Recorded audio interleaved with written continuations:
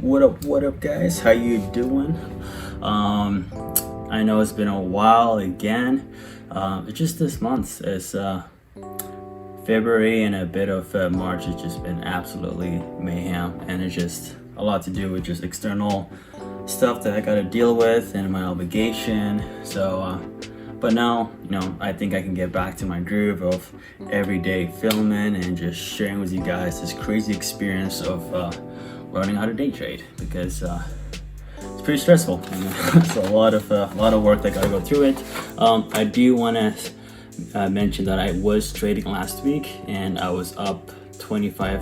I am up $2,500 gross, but I spent maybe $1,100 or $1,000 in commission, so that's gonna eat up a lot. But so I should be up maybe $1,400, $1,300 net profit. So yeah, but the main thing I wanted to do with this video is I started making like a recovery plan 2 weeks ago to kind of overcome what happened in February.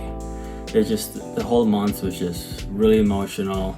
It's a lot of stuff where I thought I was trading properly, but clearly I wasn't, and I pray to God or whatever other entities out there that I did not blow up my account on February. So since I got blessed for not blowing up my account, I decided maybe I should be proactive and try to find out what happened and how I can overcome it and all that good stuff. So we'll just go straight to the video and I'll show you guys what I did and how I'm implementing these new rules.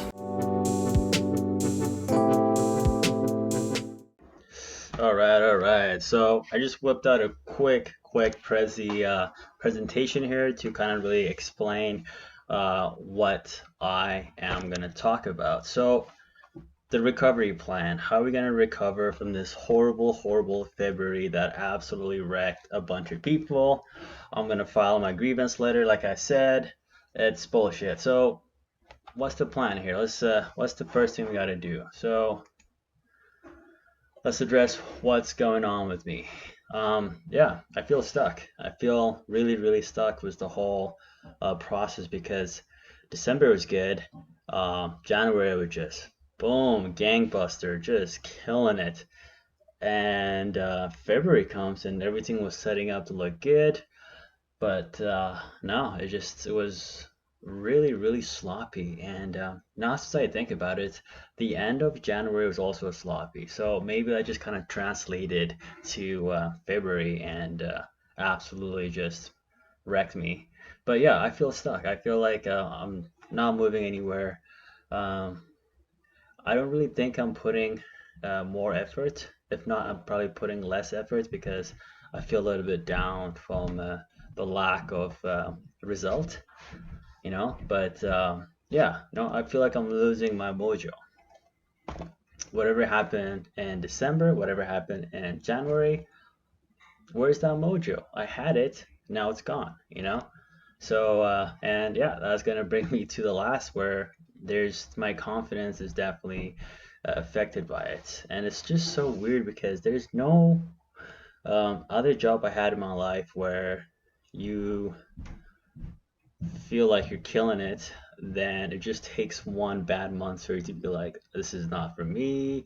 What am I thinking? Am I even like,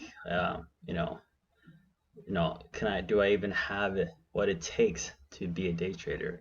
Obviously, I'm extremely new to this thing. There's a lot more to learn, but it was just such a 180 twist from me doing, pretty okay to just like dog shit, right? So that's definitely going to affect with your confidence. So it's something that I had to just deal with, metabolize, and somehow just kind of understand that this is kind of part of the game. Sometimes you're gonna win, sometimes you're not gonna win, but when you're losing, it might have a bigger toll on your emotional and mental state, right? So you just gotta keep an eye on that.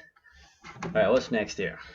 So what caused it? What caused this sloppy trades?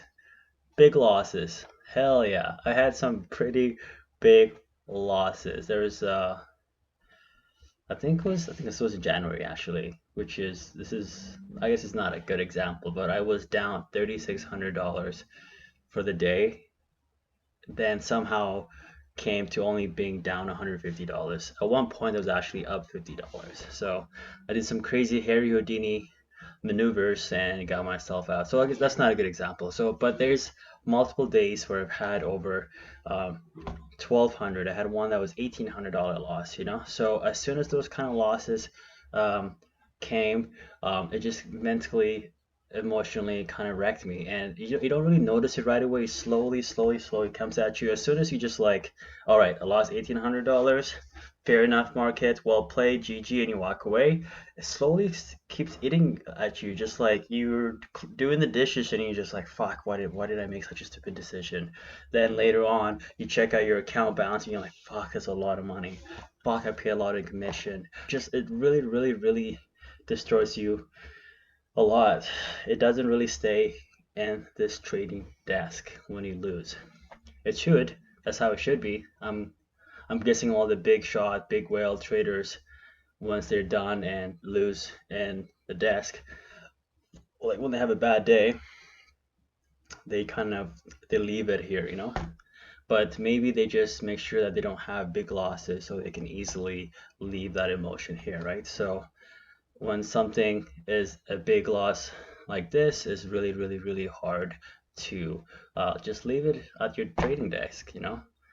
Lack of risk management. So this is huge because this is exactly what happened right after of me being emotional. I just wanted to get it back. I was like, I need to double down, triple down, quadruple down, like I need this back. I need to be aggressive. I need to go out there and get back what was stolen from me. But that did me no good. Absolutely no good. In fact, it just made my drawdown so much bigger because trades where I'm just like, okay, I'm just gonna slowly enter with 100 shares. I'm gonna enter with 200 shares. Then I'm like, oh, I think this is going to go my way. Boom, 500. Boom, another 500. Then I'm in like 1,200 shares before I know it. Then it just dips like 4 cents or even 10 cents, and it scares me out of that position because on that 10-cent drop, I lost $120. Then it goes back up. So my risk management was just absolutely non-existent. Absolutely non-existent. And again, the sad part about this is, and I've talked about this in my other videos, is I literally feel myself outside of my body watching myself make these horrible decisions. I'm just like clicking where I'm telling myself, I'm outside of my body being like, don't do it, man, don't press that buy button, or don't even press that sell button sometime, like be patient. But that doesn't happen because I was being emotional. And why was I emotional? Because I had a huge loss. So what can I do here? I can't control this because some days you are going to have a big loss regardless if you're just trading like a boss. It's just going to come. Whatever fundamental that might be around the corner could absolutely wreck you. But I know big losses are going to happen. So I need to make sure that I can pretty much break the tie quickly to become emotional, and break the tie from being emotional to lack of risk management. So that's the shitty part. So what did I do about it? Well, what didn't I do about it? Well, I tried to trade less trades. I was like, you know what, like no more than 10 to 15 trades a day. Absolutely failed because I'll show you guys how much I paid in commission in February. It was stupid, but yeah, that totally failed because each time I was losing money, I was like, no, I gotta trade more. I gotta add more share size. Reduce my goal. So it's supposed to say reduce my day goal amount. So my day goal amount is $500. But I was consistently trying to hit $1,000 because I would hit 500 actually pretty easy, but I would lose it all back just by the end of the day. And also my commission is going up while I'm losing profit, right? So I'm not doing anything good for myself there. So I told myself to reduce my goal size to 300, maybe 200, fuck, even $100. Didn't do it. Failed. Improved my risk management. Yeah, so I was like, you know what? You're stressed out. Try to improve your risk management. I would literally just spend 20 minutes talking to myself while I'm going for a walk or something, but say risk management. But as soon as I'm in the desk trading, boom, it's gone. I'm not even thinking about what I told myself the day before. So that's a fail for me. So I got three fails here. I didn't trade less, I didn't reduce my day goal, and I didn't improve my risk management. All right. Uh, Reflection. So I'm trying to remember what I wrote down here. I just whipped this out really quickly.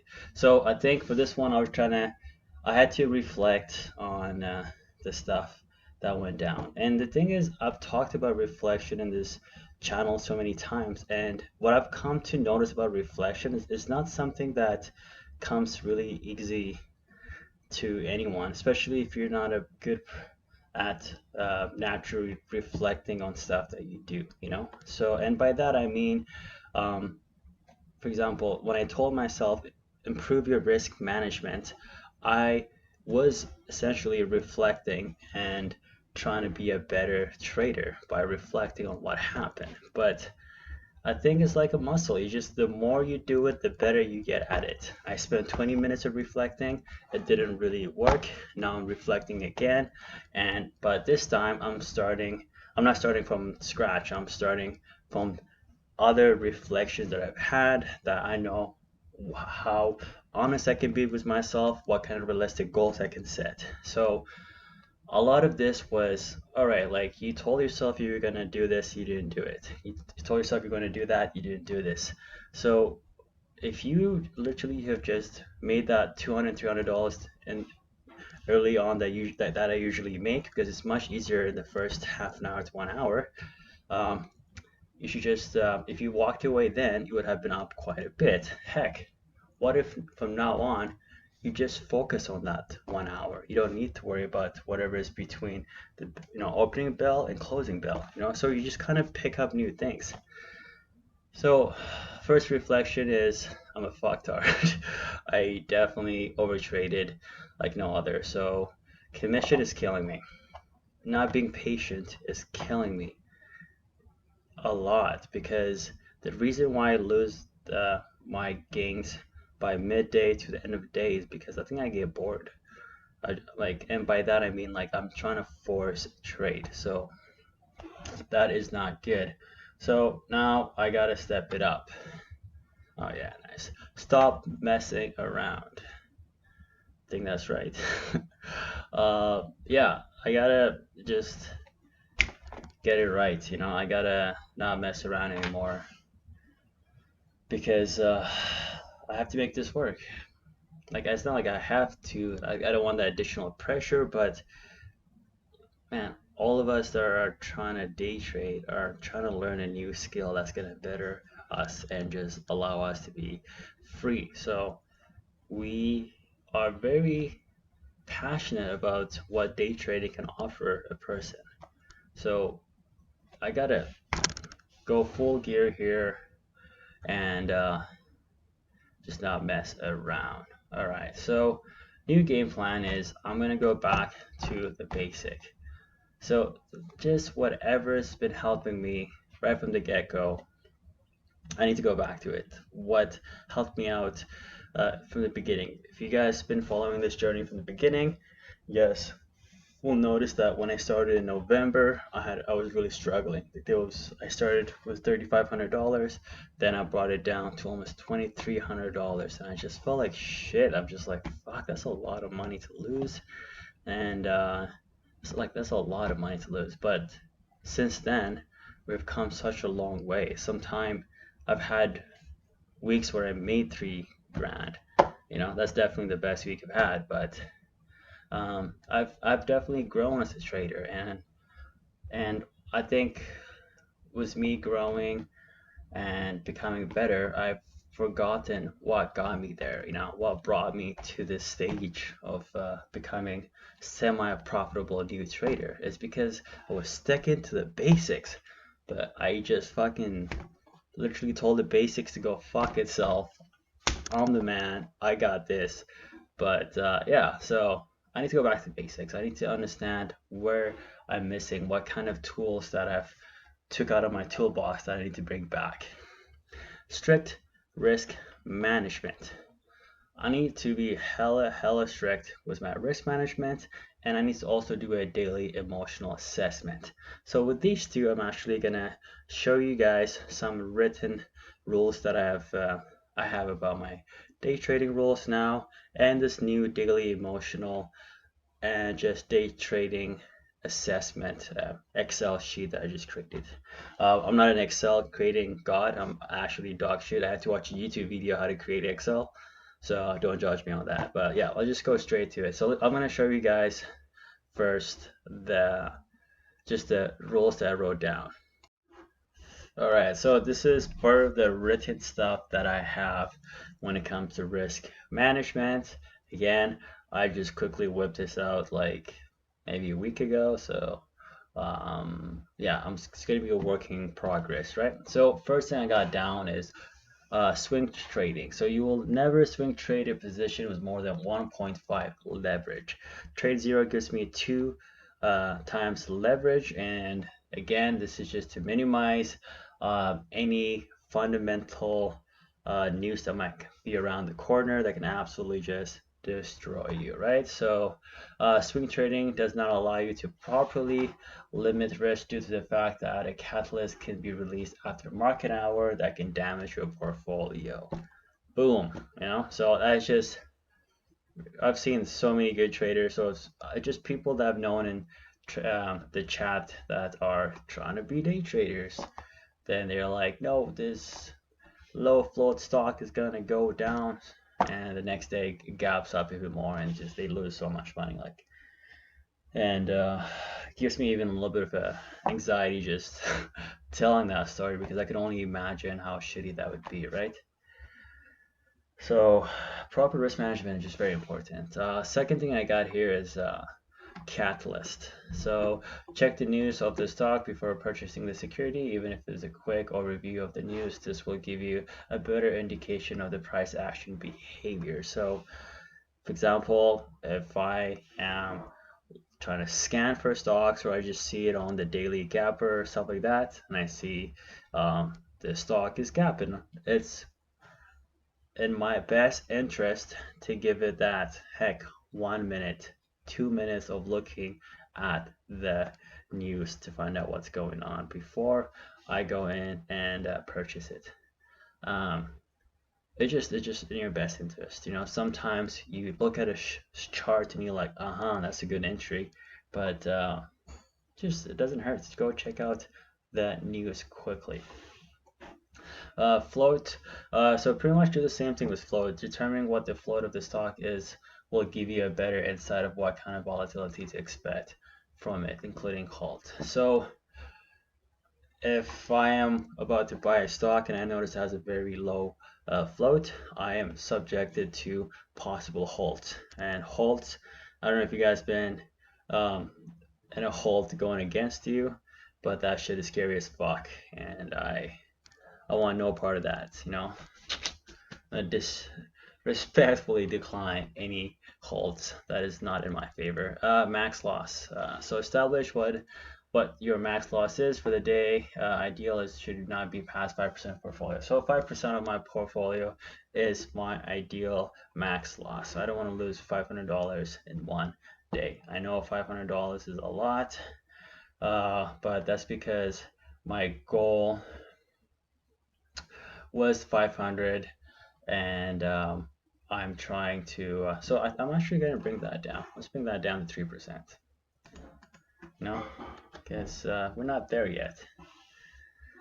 So 3%. So that's like around $350 or so of my portfolio. This is just gonna, and I need to respect the rule of me not going past this, because when I do go past this, or when I am coming close to my max loss, I get triggered like every single trader. So just to avoid that, let's just respect the max loss. You lose 300 bucks, you say GG to the market, and you keep it moving. And we come back the next day. Quality trades. If possible, no more than 10 trades per day. So this is what I really got to work on. I need to work on high probable, good quality trades and being patient as fuck. I need to be like a Shalom monk with my entries. But a lot of my entries and exits are definitely not like a Shaolin monk, because I just feel like I gotta get in, I gotta get out, and I think that's part of the whole scalping mentality. But I am paying commission, and commission is wrecking me, so I can't entertain such nonsense idea, and I gotta make sure that I gotta wait for quality trades. Also, the best thing about that is not only do I develop good patience, I am really gonna be having a better understanding of holding the trades for a longer period. And by that I mean, with me scalping, I'm literally just like scalping 3 to 4 candles at a time.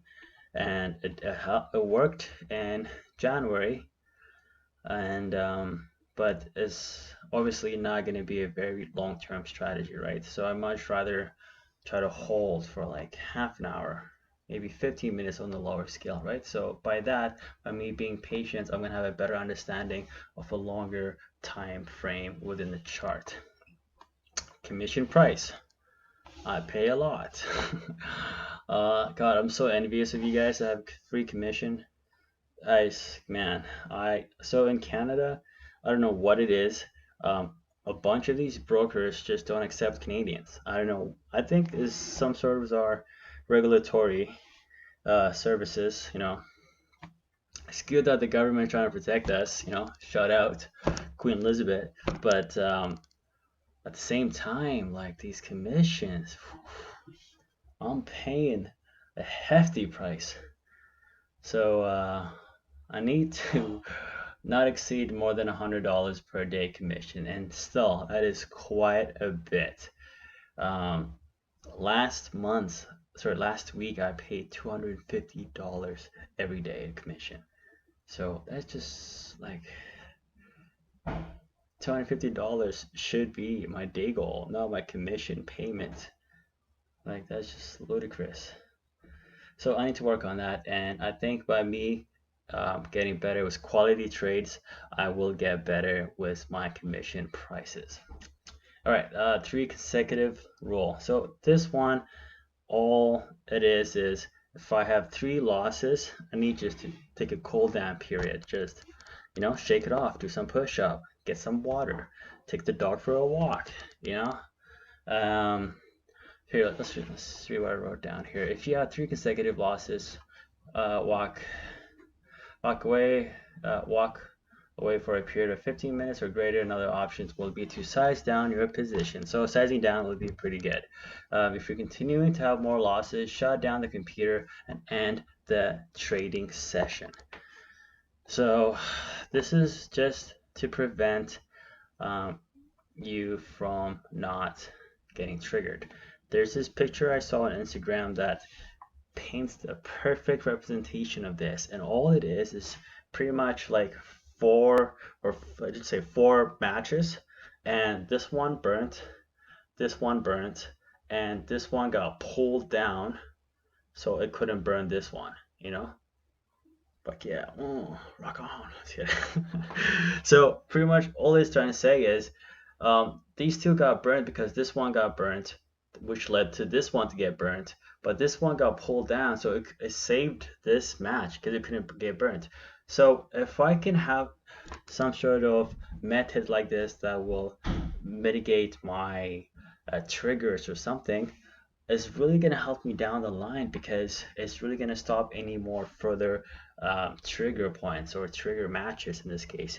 If I can find that picture, I'm going to definitely post it in this video.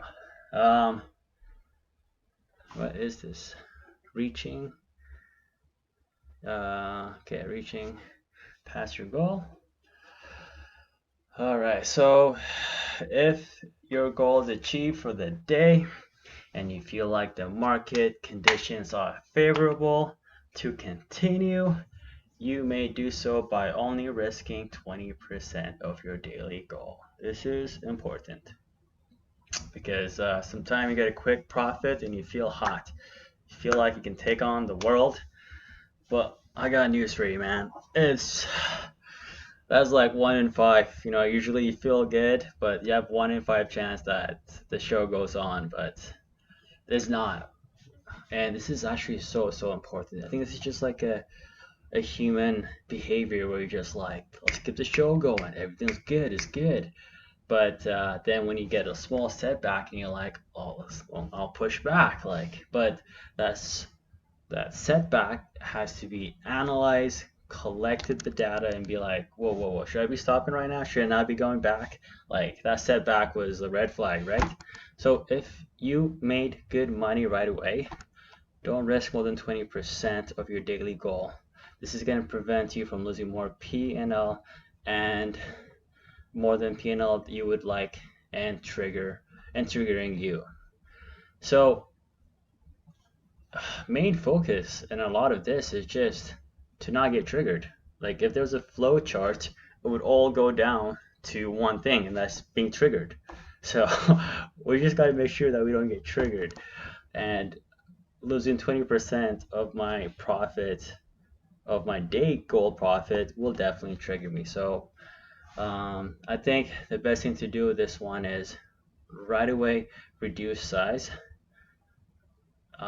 So I don't really hit that 20% right away. Sometime I give $150 loss leeway before I sell for a loss, right? So if I am entering a new trade after I hit my goal and I have my full position, I might hit $150 worth of a loss, like unrealized loss. Then I'm going to be like, holy shit, that's 20% of my daily goal that I lost. So I'm going to sell out, right? So, but if I reduce to half, then I'm only going to be down half of that, right? So it's not going to hit my 20% daily goal for me to freak out and trigger me.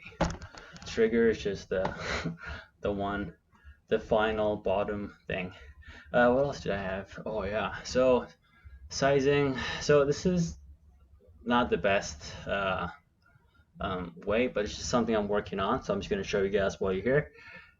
Pretty much, this just means 100% of my position, 75% of my position, 50% of my position, 25% of my position. So when I'm doing dip buys, I'm willing to do 75 to 90% of my max buying power. Max buying power is wherever I have in my day trading, in my Trade Zero account, times 6, and 65% of that is my max buying power. So, so when I do dip buys, I'm willing to spend 75 to 90%, and the reason why I'm not going 100% is just to give you a little more leeway to add a little more averaging kind of thing. So overextended shorts, 75 to 90%, because it's pretty much the same thing, but the inverse is just really overextended. I'm trying to short it, and this is when I'm going to try to enter it with a full position. Consolidation period, 50% max buying power, and the reason why is when there's a consolidation price action happening, in reality that's 50-50 luck, if you want to say it. It's 50-50 odds. You can argue that the consolidation can be on the lower end of the day chart, so it's most likely going to go up. Yeah, you can, but it's consolidating, so I'm not going to push more than 50%. Higher low and lower high is when it goes to the bottom, it goes up a little bit and down and trying to go up again. So I'm trying to catch it again before it changes its trend. So on those ones, it's still a little bit unpredictable, but a little bit more predictable than a consolidation period. So I'm willing to do 50 to 75% on that. Volatility, If there's 0 to 10% volatility, it's not that really volatile, boom, 100% of my buying power. I'm going in. 10 to 30%, 100 to 75%, 30 to 75% increase. I feel like this should be 50%, but like I've definitely have gone in with 75% when a stock is volatile, from 30 to 75 implied volatility. So again, just to clarify if that wasn't clear, that just means that a stock usually tends to go up 10% or down 10% or up 30% or down 30%. That's kind of like the parameters that it operates. But within that 30 to 75% parameter, I feel like sometimes 75% of my buying power could be a little bit aggressive, but I'm keeping it. Fuck it, because I would definitely buy 75% of my buying power for something that's definitely 30%, but I would be a little more cautious when it's 75. So anything that's 75% to 150% parameter, I'm going to use 50% of my buying power. 150% up, I'm going to use 25% because that's just volatile as shit and I don't fuck with it. Float, 50 to 100 million share floats, I'm willing to use 100% of my buying power, you know. That's pretty liquid. It's not going to be too volatile, you know. 25 to 50, 75 to 100. I'm still okay with that. That's still volatile. It could get halted, but not very likely. But this 10 to 25, 5 to 10 million floats, they can definitely get halted. So you got to be a little more cautious. So in fact, I'm actually going to take this out right here and just make it 50%. So 10 to 25 million float. Let's not go more than 50% of our buying power. Last bit is volume. If there is over 10 million shares traded for the day, I'm willing to use 100%. 5 to 10 million, I'm willing to use 75%. 1 to 5, I'm using 50 to 75. 500k to a million, I'm using 25. Anything below 500k volume, I'm not touching that at all because that's just not liquid enough for me to get in and out. So this is just something to kind of quickly give you a understanding of before you enter a trade, how much you should size up or size down. And I'm pretty sure next thing I'm going to do is I'm going to try to find a relationship between all these 4 different variables and try to find out how it could work. You know, what if a stock is up 300%, it's got like 100 million volume, 100 million floats, and you know, sure, I'm trying to get a dip buy or something, right? Then how do I mitigate that, right? So I need to work on that, but this just gives me a quick and dirty understanding of or just kind of guideline for me to be like, I'm gonna size down on this one, or I'm gonna go balls to the wall on this one. Another thing that I wanted to talk about is drawdowns. So let's just let's go. So this is the one I didn't finish actually, but we'll just go through it. Fuck it. So when I have a drawdown that is more than 20%, if you guys don't know what a drawdown is when you are, so let's just say you had $1,000 in the account, and within 3 months of trading it, the account is at $1,500. Then the next month it was pretty shitty and you end up losing $250. So now you have $1,250 in the account because you lost $250. But at the peak of your profit chart, you were at $1,500. So you have a $250 drawdown in your performance chart. What, like you have $250 down since the peak of your all-time high. So when you have a 20% drawdown, that is pretty significant. That's pretty big. So what I'm trying to do is um, first not get 20% drawdown, because that's obviously duh. But what happens when you get 20% drawdown?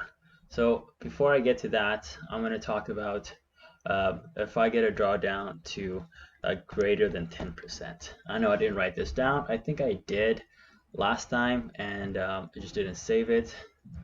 But if my memory serves me well, I'm going to try to remember what happened. So 10% down, first thing I'm going to do is reduce size to 75%. So max buying power will be 75%, then that 75% will be applied. So 100% of that 75% of buying power, then all of this will still apply to all of that good stuff.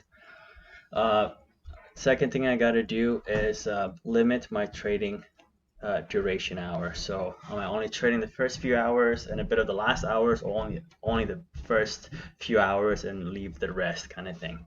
I'm not really gonna be overstaying my welcome, and it's not like I should be overstaying my welcome with the other days, but some days I am fishing and I'm just trying to find something in the market. That's why I kind of stick around for the majority of the time. So I'm going to try to avoid sticking around for the majority of the time, because I'm clearly not in a good emotional state. And if I'm not in a good emotional state, I shouldn't be fishing. I shouldn't be going out there to fish if I'm not ready. So those are the main thing I got to do. Then keep up with the journal. Then I will try to get myself out. So now let's just say that failed. That doesn't work. Now we go to that 20% drawdown. So this is the heavy hitting right here. So first thing we got to do is we got to journal the trade that led me to have a drawdown greater than 20%. This will help you discover why you might have lost such significant amount of money. So journal entry, exit, market condition. How was the market? Was it hot? Was it just popping up like hot tamales, or was it really dead and I was really trying to force something? Software issues. Trade Zero is known to have some glitches.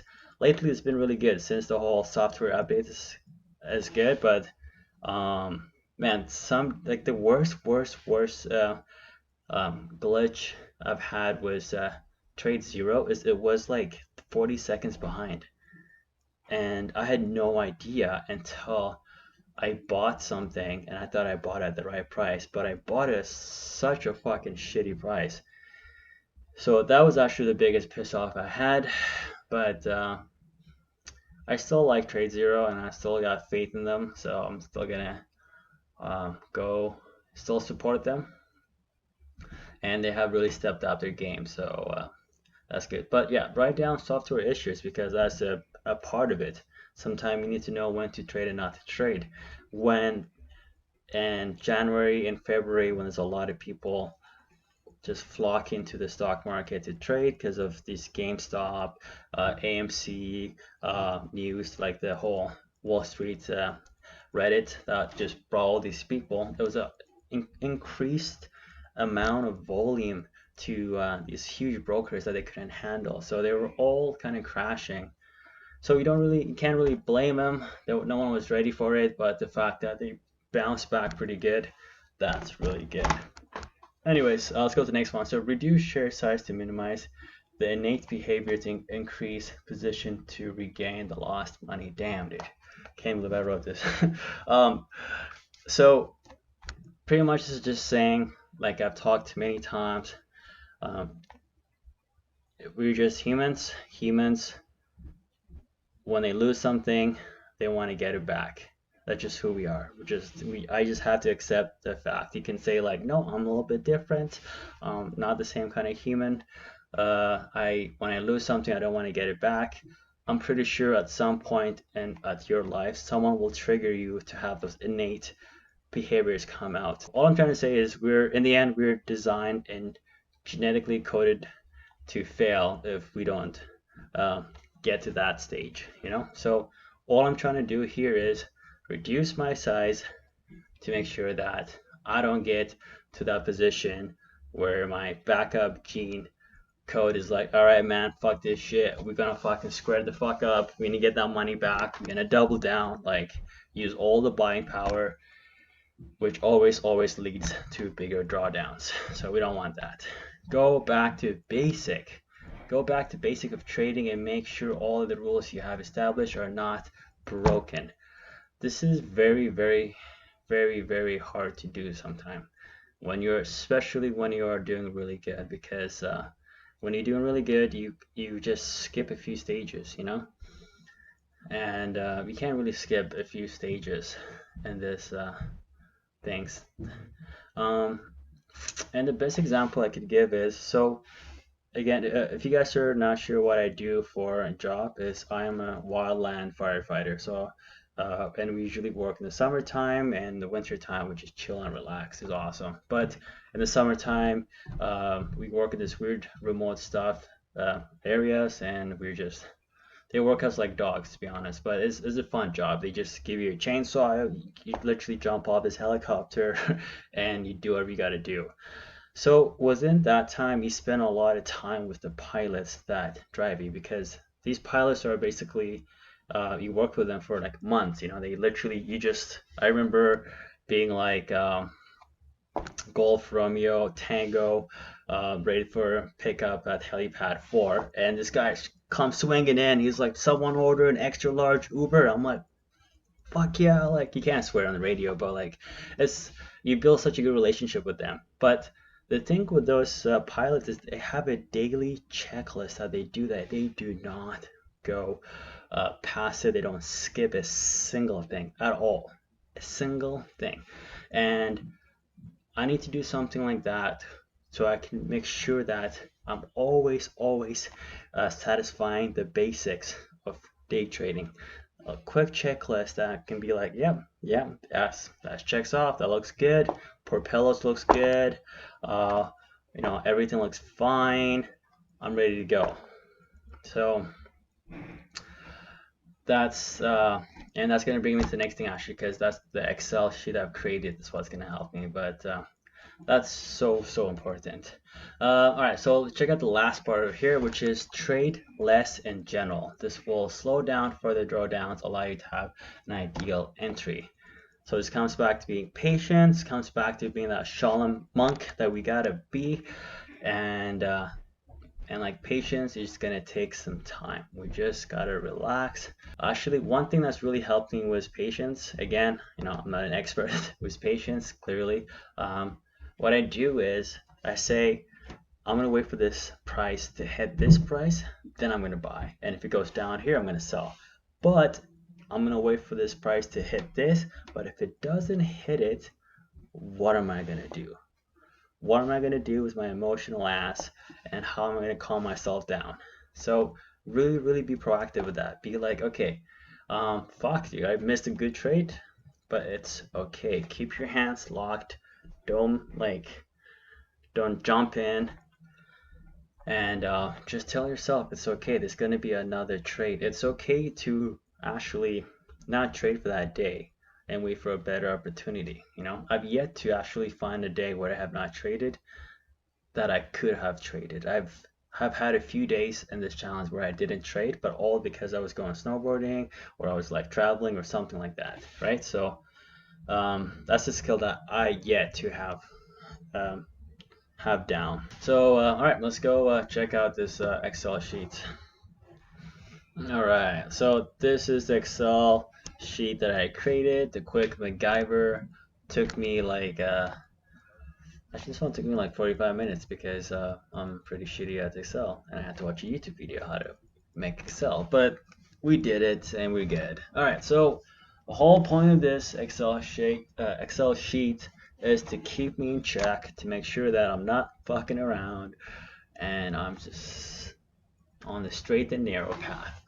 So there's 3 sheets in this. So there's the trades, the assessments, and the emotions, and I'm going to go over each one of them. So with my risk management, so the daily assessment. So first thing I'm going to do is put in the date, my day P&L, and how many shares I traded. It's just going to keep track of Did I trade a lot or not?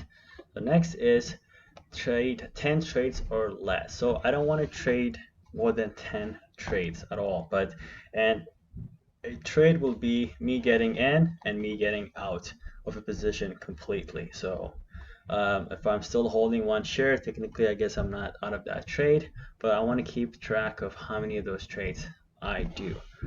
I'm going to keep a track if my MAC loss was triggered or not on that. So I'm just going to say yes or no. The number of 3 consecutive losses I've had. So if I want to make sure that I'm not trading or having more than 3 consecutive losses, because at each of 3 consecutive losses I want to have like a little break to kind of just like shake my head a little bit and get me out of the rut. So if I had 3 consecutive losses, I'm going to put 2 for that day. If I had none, I'm going to put 0.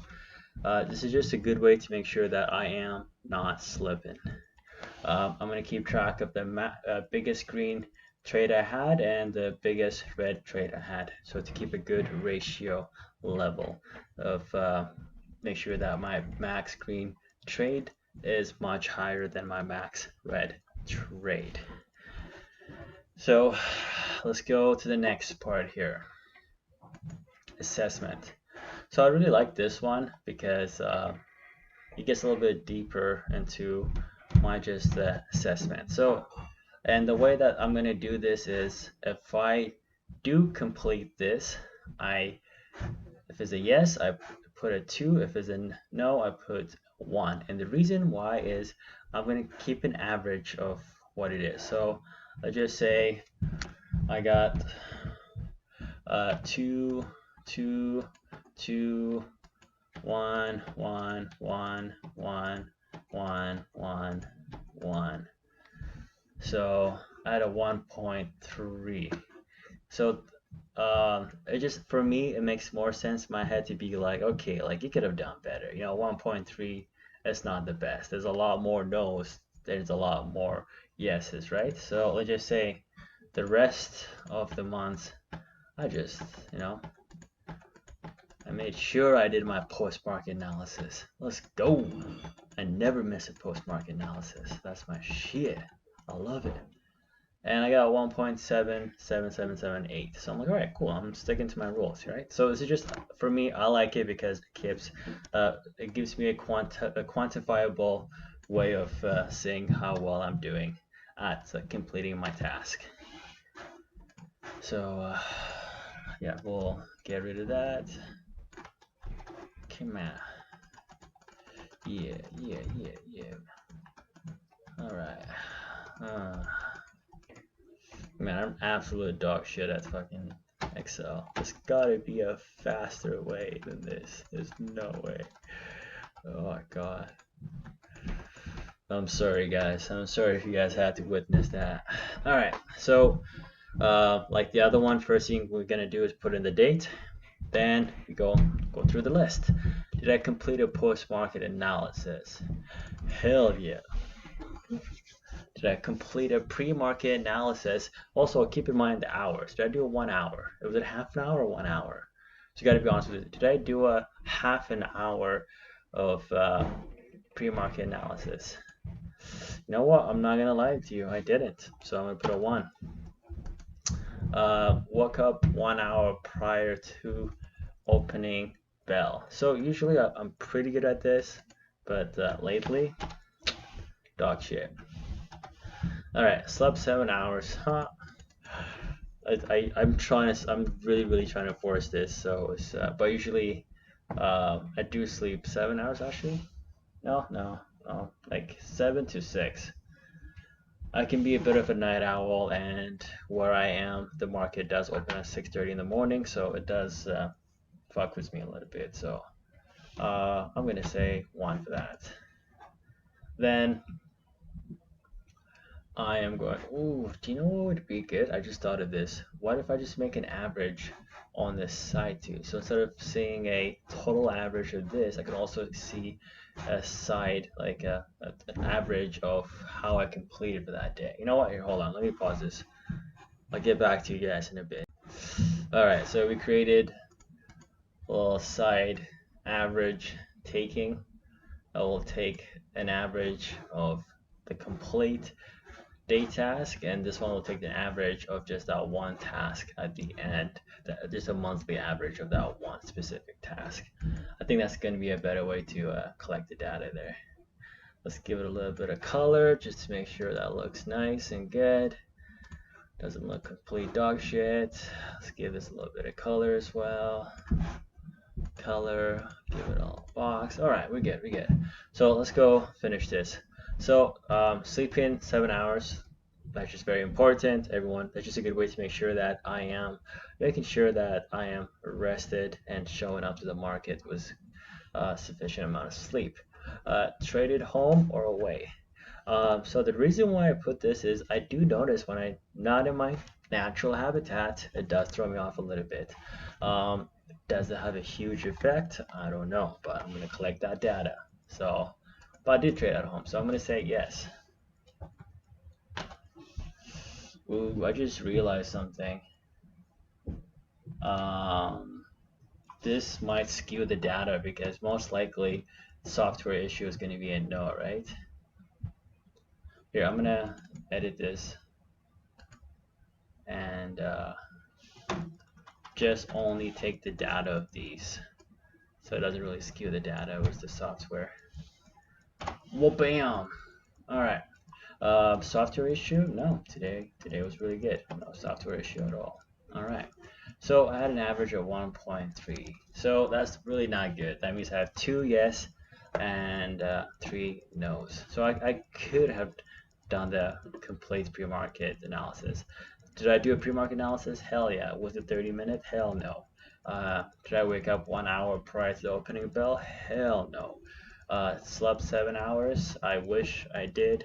You know, I stayed up late with my old lady, getting a little bit tipsy, so I didn't get enough sleep. So how can I get better at that? But I really like this because it just forces it right there. It's right in your face, being like, this is the kind of shit that you got to improve on before you go back to the day trading horse and get better at it, you know? There's a video I was watching 2 weeks ago that said what's happening in your life will determine how your trading is going to be. You know, if you are a bit of a mess at the moment, your day trading is going to be a bit of a mess as well. So this is really good. All right, the last thing is emotions. So, and here this is going to be a bit of like some variables are going to be pretty hard to you know, determine, and by that I kind of mean the market condition. So I got extremely here.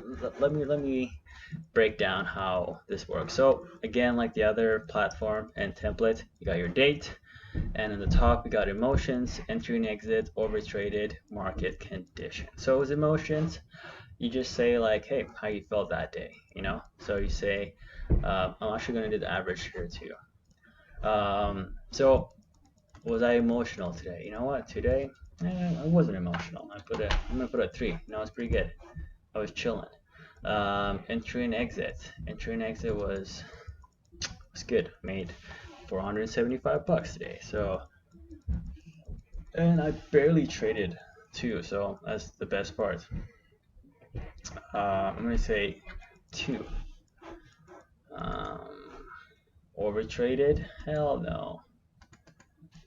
I think I did have 10,000 shares. So, and you just, and market condition was pretty volatile today, and keep track of that. So this is the one I was talking about that is hard to be like, oh, markets, how do you know if market is being very volatile? Do I gauge that off on how much volume SPY has and any other market indicators? For now, with my limited knowledge, I'm just, if SPY is going squirrely on me, if SPY is going loco, I'm going to say that's extremely volatile. If SPY is just chilling and snoozing, I'm going to say it's low volatile. So I will find a better method to work with that in the future, but for now, that's what I got. But now let's let's fill this.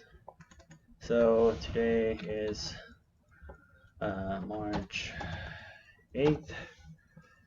We had 475 profit,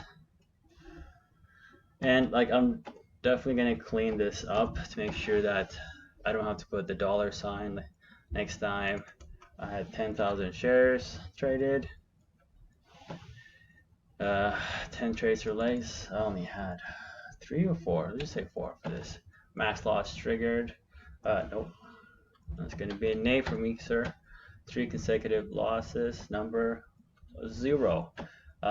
Max green was 350. This is just to do it quickly here. But like when I will be doing, like when I do it in the future, I'm going to be looking at the exact number that I have, just to make sure that the data is pretty true. Max red I had was, I think it's 121. So here, let's just do this right now. Let's put, so also here is gonna spawn the highest number. So the highest green and the highest red at the end, you know? So yeah, it's that simple. So now I can be like, okay, March 8th, made 475 bucks. All right, sick. Only 10,000 shares traded, only 4 trades. Good job. He didn't hit his max loss. Good on him. No 3 consecutive losses. He was on it.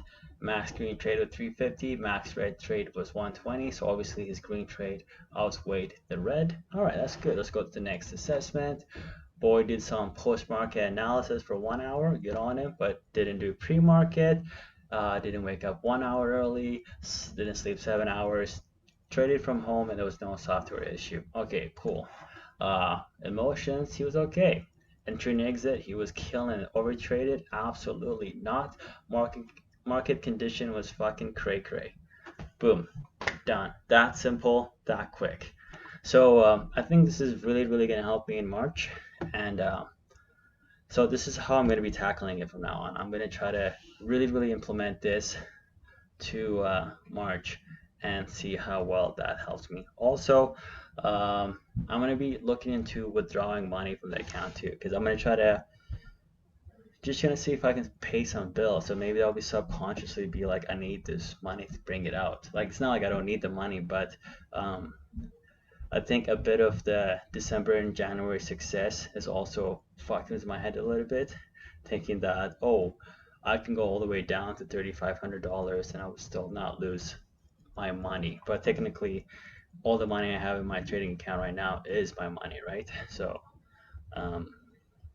just to kind of have, I think it will be good for me to withdraw money. So I'm going to try to withdraw at least 2,000 US dollars every single month from the accounts. But yeah, so that's just gonna be it for the video, guys.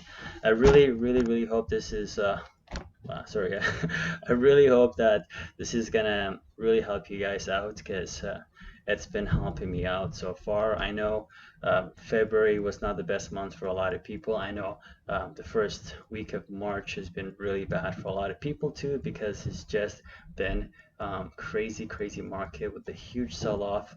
I think we might even sell off more, so it's hard to know where we're gonna be. But with us going back to the basic, it's really going to help us, because a lot of these other traders have been doing it for years and years. A lot of this is very subconscious for them. A lot of it just built in right here. For us, this really is not. So doing this kind of stuff is really going to help us. This literally just takes 30 seconds of my day to fill out, you know, and at the end of the day, when I fill it out, I can like mentally even like relax and be like, that was the end of the day. You know, it's a good routine to get into. So I highly recommend that you guys create your own version of this. I'm gonna try to put a blank version of this on this video. If I can't do it now, I'll do it later, but I'll definitely try to make this available for you guys. But with that being said, I hope you guys are doing good. I hope everything is going well. You know, if you're struggling, just stick to it. You're not the first person to struggle, and you're definitely not the last person to struggle with day trading. So we just gotta hold on, you know, just hold the line, and one day it's gonna pay off, right? So like always, yeah, I think that's pretty much it actually. So thank you for watching my video, and I'll see you guys on the next one.